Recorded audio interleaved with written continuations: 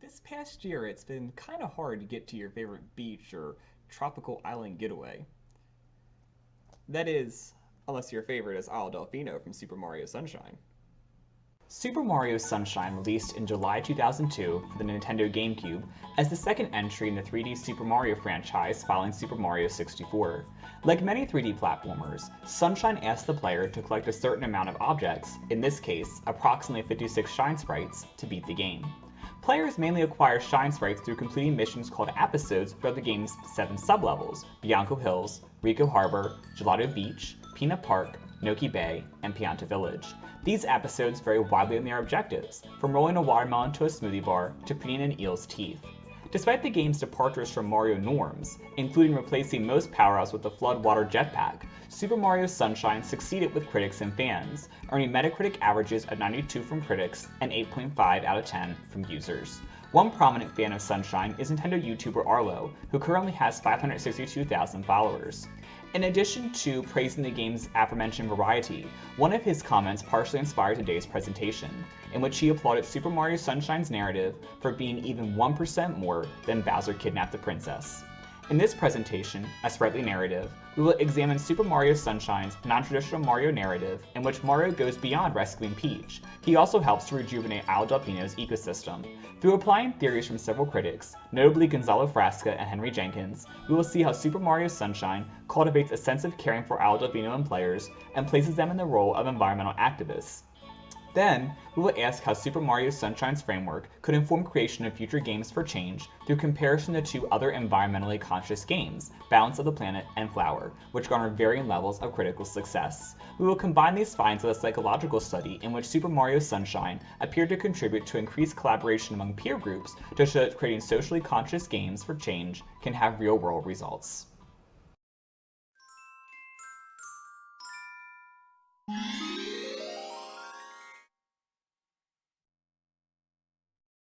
Despite its relative age, I believe that Super Mario Sunshine is worth studying because it incorporates ecological messaging into its story structure through rewarding the player for participating in environmental activism. The player becomes an environmental activist because many of the game's goals feature tasks such as cleaning up pollution, clearing up water, and making sure local flora and fauna survive. In this presentation, I will argue that Sunshine, despite some predictable narratives, nonetheless shows how ecosystems benefit from environmental stewardship and could serve as a model for AAA studios who choose to address social topics. To support my thesis, I will first draw on the work of Uruguayan game designer and critic Gonzalo Frasca, who wrote the off-cited chapter, Simulation versus Narrative, for the book Introduction to Ludology. In this chapter, Frasca argues that gamers, unlike consumers of films or books, influence the outcomes of their experiences through simulation as opposed to being spectators in a fixed, unalterable sequence. Like Yes for Yule, Frasca believes that this interactive potential of video game narrative creates new rhetorical possibilities which literary studies haven't previously considered. For an ecological narrative such as Sunshine's, players are positioned differently from readers of Rachel Carson's Silent Spring or watchers of Pixar's WALL-E. They directly participate in restoring order to the ecosystem of Isle Delfino and can see the effects of their efforts in real time in the game's world. Furthermore, I will contend that Super Mario Sunshine's interactive narrative succeeds largely because the game designers make Isle Delfino come alive for the player. Henry Jenkins contends that game designers don't just tell stories, they sculpt worlds. Indeed, critics such as Brad Grow, YouTube screen name Snowman Gaming, say that Isle Delfino's believability is one of the game's best achievements. I will build on these lenses by including references to other world-building techniques such as map descriptions and non-playable character dialogue, which further flesh out Isle Delfino's ecosystem and encourage players to actively desire its restoration. Additionally, I will build on the environmental simulation concept to demonstrate how games for change can subtly embed social justice themes to subconsciously influence their players. Mary Flanagan and Helen Nissenbaum propose a development approach called Values at Play, containing that game design teams should recognize which values they want to incorporate at the outset of a new project to make ultimate incorporation of those values more likely.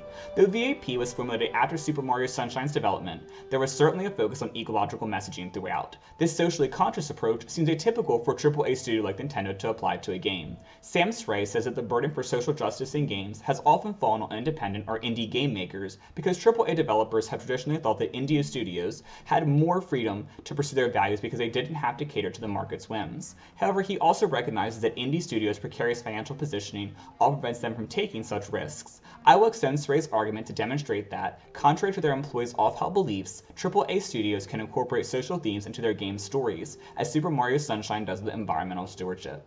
With this context in mind, let's jump to Isle Delfino for some sightseeing.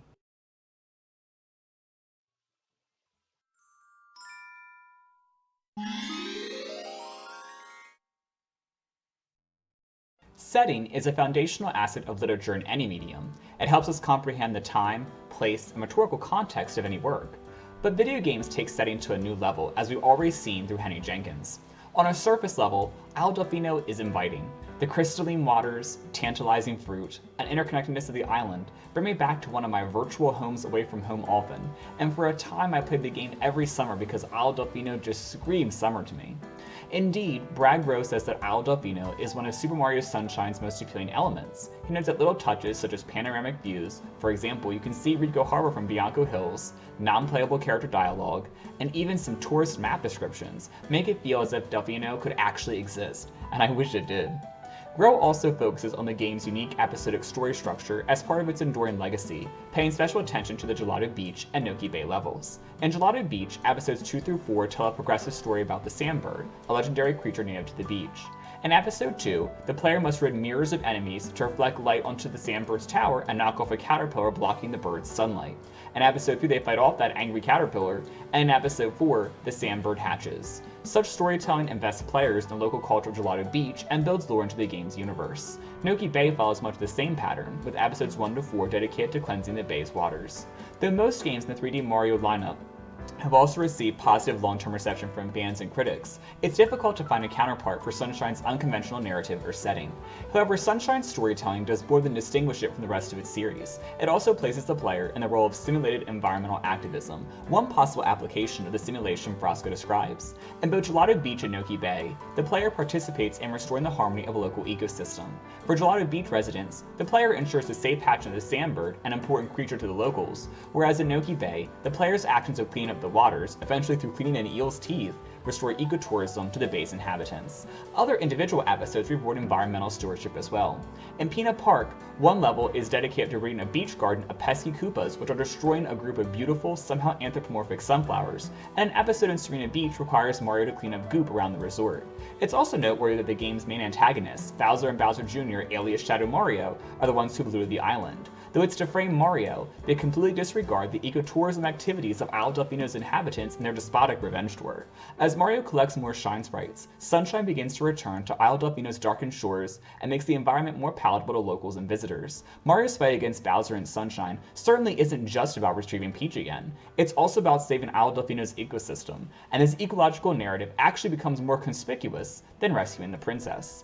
There's much to be said about Super Mario Sunshine's prioritization of an ecologically based narrative. Not only does it further validate the work of Frosco and Jenkins because the player's simulated role is made appealing through meticulous world building by the game's designers, but it also challenges our assumptions of what AAA studios are capable of in social storytelling. Though Stray points out that AAA studios have long been reluctant to handle these themes, Super Mario Sunshine is an example of a AAA game accomplishing this feat in 2002.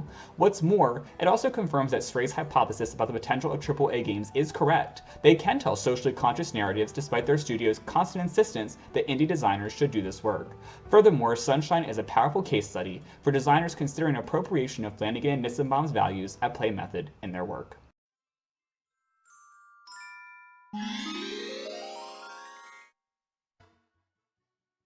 What do these findings mean for game studies in the future? First, I believe Super Mario Sunshine demonstrates that games which incorporate social justice themes do not have to be explicitly about those themes to achieve successful messaging. In their chapter for Woke Gaming, designers Taylor Anderson Barkley and Kira Fogelsong discuss Balance of the Planet, a game explicitly about environmental issues. Gamers didn't embrace Balance because they perceived heavy-handed messaging. The authors say it was received more as an educational tool than a game.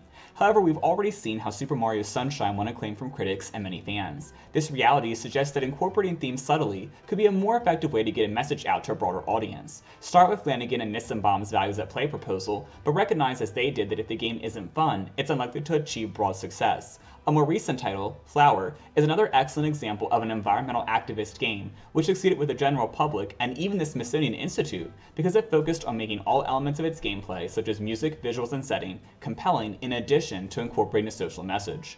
Another application would be to see how Super Mario Sunshine and other games for change have potential to create real-world change through their narratives. Douglas Gentile and his colleagues researched how subjects of varying age groups reacted to playing different types of games. They discovered that individuals playing games classified as pro-social, such as Super Mario Sunshine and Chibi Robo, another GameCube title about a cleaning robot, scored higher on collaboration with their peers in group settings. I believe titles like Super Mario Sunshine could achieve more than just collaboration in a controlled experiment. They could also support long-lasting attitude changes about environmental stewardship. What if, in a unit on ecosystem maintenance, a science teacher brought in Super Mario Sunshine for her students to play? Or what if the National Wildlife Federation used Super Mario Sunshine to demonstrate how the environmentally harmful practices represented in-game reflect real-world challenges such as deforestation or endangered species poaching that are damaging ecosystems every day? We could see a greater drive for real-world change. Though Super Mario Sunshine may seem outdated by today's standards, indeed Bragg Road notes that the game suffers from busted physics, its smart incorporation of environmental themes and attractive world building mean that it should still be an essential example for modern video game developers.